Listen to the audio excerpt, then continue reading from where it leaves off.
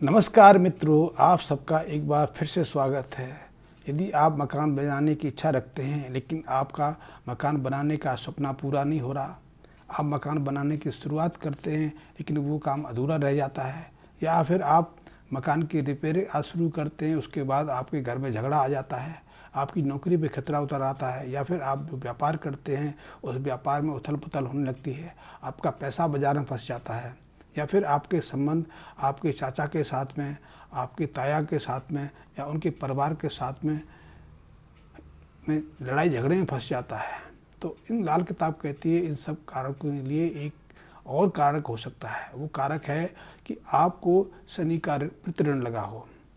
शनि के प्रतिऋण लगने से, यानी कि शनि संबंधी दोष आपको लग जाने से ऐसी स्थितियाँ बन जाती हैं कि आप अथक प्रयास करते हैं फिर भी आपके मकान बनने का सपना पूरा नहीं होता। मकान की शुरुआत करते हैं तो मकान अधूरा रह जाता है, मकान शुरू करते ही पैसे की कमी आ जाती है, या फिर आपकी नौकरी पर या व्यापार पर ही प्रतिकूल असर पड़ने लगता है। आपका चलता हुआ व्यापार अचानक रुक जाता है, उसमें उथल पुथल होने लगती है, या फिर किसी आप ऐसे झगड़े में फंस जाते हैं जो झगड़ा आपने कभी सोचा भी नहीं था या फिर आपको लगना ही नहीं चाहिए था। ऐसी स्थितियों के लिए शनि का जो प्रतिऋण है उसको कारक माना गया है। और ऐसे शनि के प्रतिऋण के लिए कहते हैं कि यदि किसी व्यक्ति ने अपने चाचा को या ताया के साथ धोखा किया हो, चाहे इस जन्म में किया हो या पूर्व जन्म में किया हो, या फिर चाचा या ताए के मकान में आग लगाई हो, या ज़बरदस्ती उसको छीन लिया हो, या उसके परिवार के लोगों के साथ धोखा किया हो, चाची के साथ धोखा किया हो, या चाची या ताई विधवा हो और उसको सताया हो, तो ऐसे सब में शनि का प्रतिऋण हमारे ऊपर लागू हो जाता है और ऐसे में ऐसी स्थितियाँ निर्मित हो जाती हैं जिससे शनि अपना अशुभ प्रभाव देने लगता है। वैसे तो लाल किताब कहती है कि इसकी एक स्थिति तो यही है, एक लक्षण तो यही है कि शनि के भावों में शनि के शत्रु ग्रह बैठे हों, या शनि शत्रु ग्रहों से घिरे हों, या फिर कई बार तो ऐसा देखने में आया है कि यदि शनि तो आपकी जन्म कुंडली में उच्च की स्थिति बैठे हैं, अच्छे घर में बैठे हैं, लेकिन अपना पूरा प्रभाव नहीं दिखा पा रहे हैं। आप में आशा तो जगाते हैं, आप उस तरफ आगे बढ़ते भी हैं, लेकिन उस कार्य को पूरी तरह से संपन्न नहीं कर पाते। उसको जैसे शुरू करते हैं उसमें कोई ना कोई अड़चन आ जाती है। तो इसके लिए कहते हैं कि यदि शनि उच्च के हैं, फिर आप शनि से को अशुभ करने के लिए शनि संबंधी ऐसे कार्य करने लगते हैं तो निश्चित रूप से शनि का शुभ प्रभाव हमें लाभ नहीं मिलता।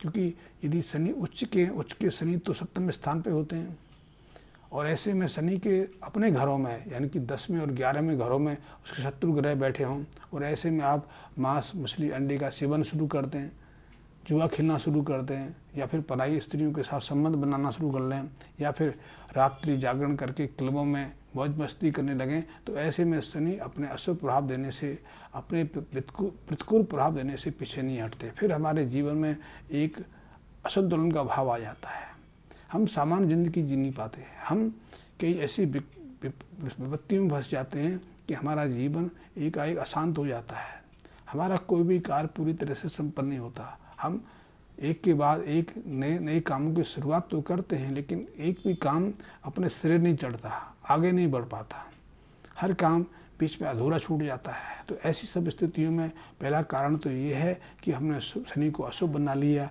दूसरा कारण ये भी है कि हमारे ऊपर शनि का पूर्व जन्म का कोई प्रतिऋण हमारे ऊपर है। तो ऐसे में शनि को इस प्रतिऋण से दूर करना बहुत आवश्यक हो जाता है। दूसरा, शनि को अशुभ करने वाले जो कारक हैं, जो कार्य हैं, उनसे अपने को अलग करना बहुत आवश्यक है। लेकिन क्योंकि आज की जीवन शैली ऐसी होती चली जा रही है कि हमें ऐसे उपदेश ज़्यादा समझ नहीं आते। जब स्थितियाँ प्रतिकूल बन जाती हैं फिर उनका उपाय ढूंढते फिरते हैं। क्योंकि ऐसे में ही एक व्यक्ति एस्ट्रोलॉजर के पास आता है जब उसका जीवन कुछ उथल पुथल से भर जाता है, उसकी तरफ एक तरफ तो सब कुछ होता है। क्योंकि ऐसे प्रतिऋण से पीड़ित हजारों लोग आए प्रतिऋण से मुक्त होने के कई तरह के उपाय कराते हैं। आप जब अश्विनी मास में श्राद्ध पक्ष आता है तो आप त्र्यंबकेश्वर जाके देख लें, बद्रीनाथ हरिद्वार जाके देख लें, आप गया जाके देख लें, आप किसी भी ऐसे तीर्थ में जाके देख लें, या पिंड दान आदि या पितरों के ऋणों से मुक्ति के उपाय होते हैं। वहाँ आपको लाखों लाखों लोग मिलेंगे। और वो लोग ज़्यादातर ऐसे होते हैं जो या तो बड़े बड़े शहरों में रहते हैं या विदेशों में रहते हैं, जो बड़ी बड़ी नौकरियां कर रहे होते हैं, जिनके पास बड़े बड़े व्यापार होते हैं।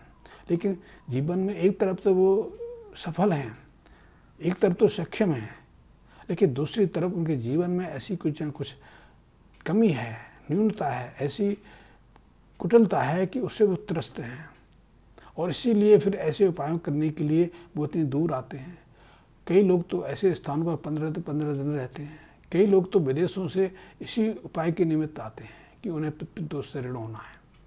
उनकी जन्म कुंडली में पितृदोष का श्राप बना हुआ है, उससे मुक्त होना है, क्योंकि ऐसे श्राप के कारण दूसरी परेशानी भी खड़ी हो जाती हैं।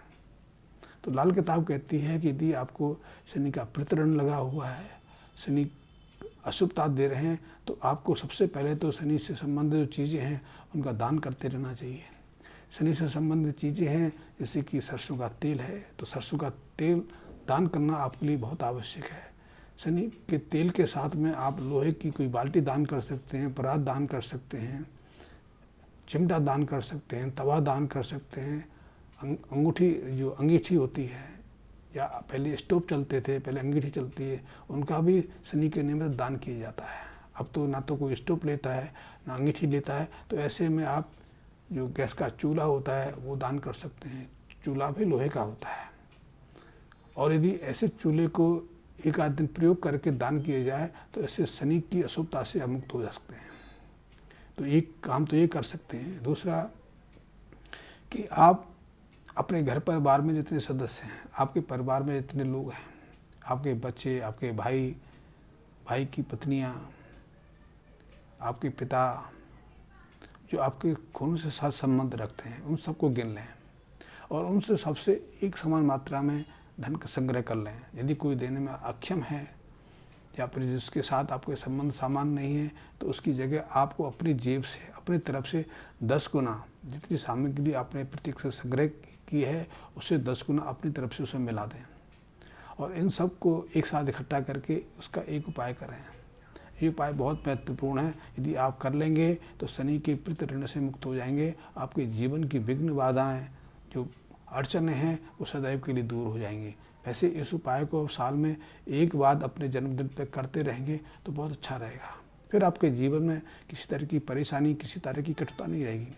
तो जो धन संग्रह हुआ है उससे आप करें कि छोटी छोटी मछलियों के लिए गोलियां बना के रख लें।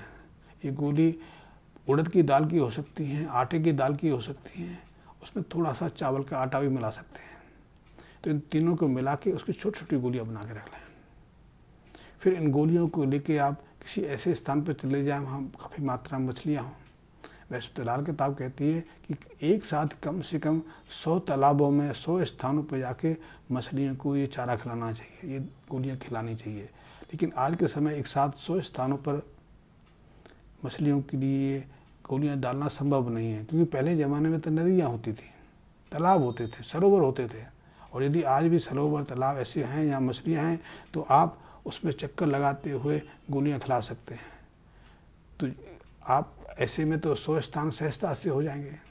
100 स्थान की मछलियों को आप ये उपाय पूरा करके शनि के ऋण से मुक्त हो सकते हैं। और इस उपाय को संपन्न करते ही आपके जीवन में फिर सामान्यता आने लगती है। फिर आपके जीवन की रुकावटें, असंतोष, कटुता, परेशानियाँ फिर आपको जीवन त्रस्त नहीं कर पाती। फिर आप सहज सामान्य जीवन जी पाते हैं। फिर आपके लिए ना तो मकान बनने में कोई परेशानी आती है, ना व्यापार में आपको उथल पुथल का सामना करना पड़ता है। यदि आपकी नौकरी में खतरा पैदा हो गया है तो वो खतरा भी टल जाता है। कि बहुत लोग इस बात की शिकायत करते हैं कि अचानक उन पर इंक्वायरी बैठ गई है, या उनका ट्रांसफ़र इतना दूर कर दिया है, या फिर ऑफिस में अधिकारी गण जो हैं, जो दूसरे कुलीग हैं, उनके साथ सामान्य व्यवहार नहीं करते और उसको लगता है कि उनमें कुछ ना कुछ उसके प्रति बुरे विचार विकसित हो गए हैं। तो ऐसी सभी समस्याओं से बचने के लिए शनि संबंधी जो उपाय करने आपके लिए बेहद उपयोगी साबित होते हैं। धन्यवाद मित्रों।